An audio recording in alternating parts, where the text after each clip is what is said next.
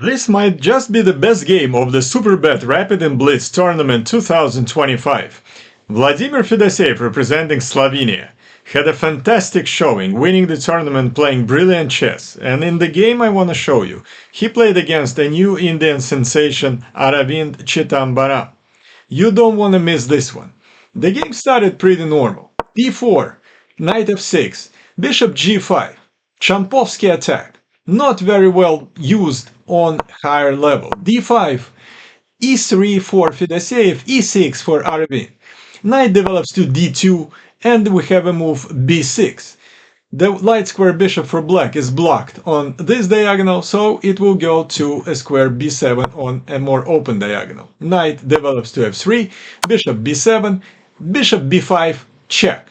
c6 blocking the king, the bishop has to go away. It moves to d3 for Fedoseev, bishop develops to e7, and we have c4, challenging black center on d5. Knight d7, Aravind connected his knights. Castle for Fedoseev and c5 for Aravind. Look at this box of pawns in the middle of the board. And now we have massive exchanges of the pawns. And after those two moves, black have two pawns in the middle of the board connected. This could be a blessing on the curse, depending on how the game will move. Queen c2, putting some pressure on the pawn on h7, especially after the castle. Now would be nice to take the knight on f6 and then the pawn on h7 with the bishop, but of course, because the knights are connected for black, after bishop takes f6, Aravind will simply take it with the knight, and the other knight will be still protecting the pawn on h7. So Fedoseev develops his rook on d1. He puts it on an open file. Aravind blocks that diagonal once and for all with the move g6. Bishop b5 for Fedoseev. Not sure where the bishop is going, but Aravind just plays rook c8, putting the rook on a file c. Queen a4, putting some pressure on the knight on d7, and also maybe targeting the pawn on a7. Aravind doesn't pay any attention to those threats and plays knight b6, attacking the queen on a4. Is it possible to take the pawn on a7? Fedoseev says yes and grabs the pawn on a7. Is it dangerous? Let's see. The queen might be trapped. Rook a8, sacrificing the bishop for Aravind. Fedoseev takes the bishop on b7, there was no other good move. Rook continues to threaten the queen with rook b8. Queen goes to c8, c6, and a rook c8 again harassing the white queen. Basically, with this move, Aravind is offering a draw, because the queen cannot escape the threats from the rook, and the game could have ended in a draw with just repetition of these moves. Instead, Fedoseev is here to play for a win. And his next move is absolutely epic. He sacrifices the queen on c6, moving his knight to e5. Take my queen, says Fedoseev, and Aravind grabs the queen with the rook. Knight takes c6. Now both the queen and the bishop are under attack. Queen moves to c7, still protecting the bishop on e7. e4 for Fedoseev. He's playing without a queen like there is nothing to worry about. He just wants to open an e-file for his pieces, especially the rook. King g7, that is another protection for the knight on f6. Rook goes to an open file e1. And here black decides they cannot wait any longer, they need some counter-attacking chances.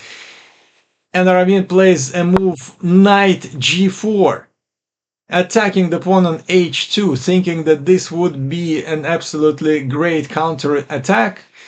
But in fact, that was a mistake. And Fedoseev just calmly takes the bishop on e7. Bishop takes e7. Aravind, of course, follows up on his plan and takes the pawn on h2. Queen h2 check. King goes to f1. Now with queen h1 check, king would just escape to a square e2 and there would be no more checks. Therefore, rook e8, because the rook was under attack. Fedoseev just takes the pawn on c5. And now, despite playing without a queen, he already has material advantage, as he has an extra rook and 2 extra bishops in this position.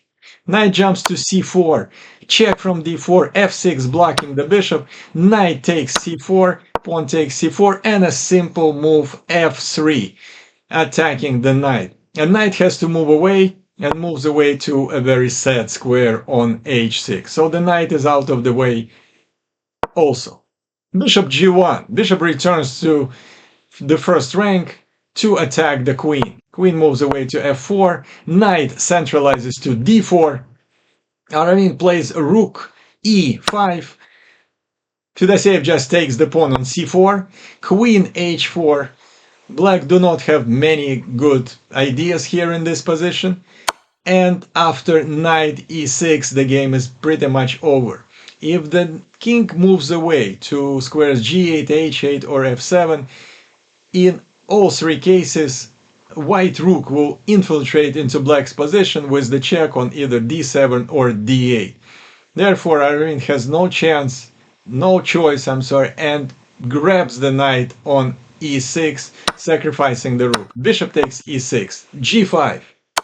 Check from d7, king g6, and another great move by Fedoseev, he plays g4.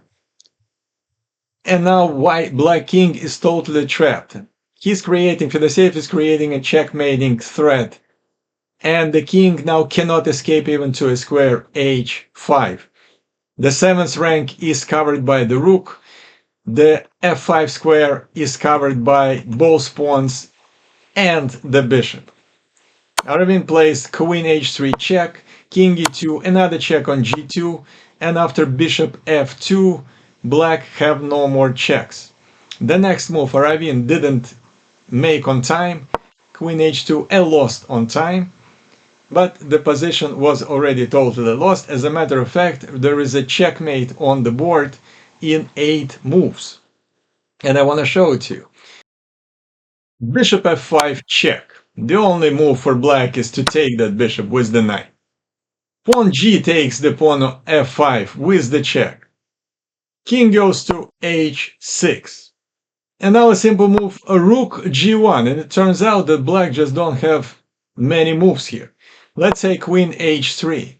Then the bishop would go to c5 to transfer the bishop to a square f8 and attack the king from there. Queen h2 could be the move for black here. King would just go to d3. There are no more checks in this position. And let's say if queen just goes to h3, we have bishop f8 check, king moves to h5, and a rook takes h7 checkmate. So this is the way the game could have ended, but Aravin lost on time. Again, brilliant performance by Fedoseev in this whole tournament, highlighted by this game in which he sacrificed the queen and played for about 20 moves without. Hope you enjoyed the video. Please like, subscribe, leave a comment. I would greatly appreciate it. Thank you for watching.